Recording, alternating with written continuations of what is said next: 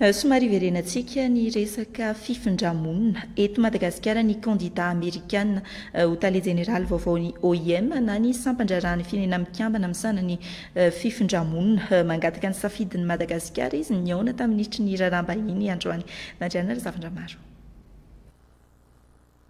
Amy Pop izy no anisan'ny kandidata ho anan'ny États-Unis hirotsaka ho fidiana ho tale jeneraly vaovaony sampandrarahany firenena mikambana misana fifindramonina na ny OIM.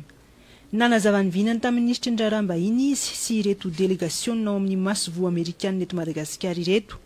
Notsindriny manokana tamin'ity fionana ity fa fifindramonina azo antoka mirindra ary mitsinjo ny mahaolona no imasony miatrika ny olona fifindramonina indrindra no ny ambana raha-toetrandro i Madagasikara gavoniny izy hiara mahaolana.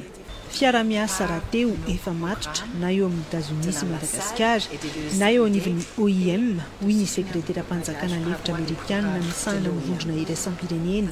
Ny taonan'ny fanohanan'ny États-Unis bebe kokoa sy ny ministry ny raharaham-bahiny amin'ny fiahina ny faritra masin'ny Madagasikara. Fantatra roa fa tamin'ny farany teo tsika nanana olana loavana le resaka ambilobe ary tsika eo pitadiavana ao anatina partenariat zay amin'ny mpiaramonina miombonatoka ahoana ny fomba ahafahantsika mijery ny sisin-dranomasika rehetra reny.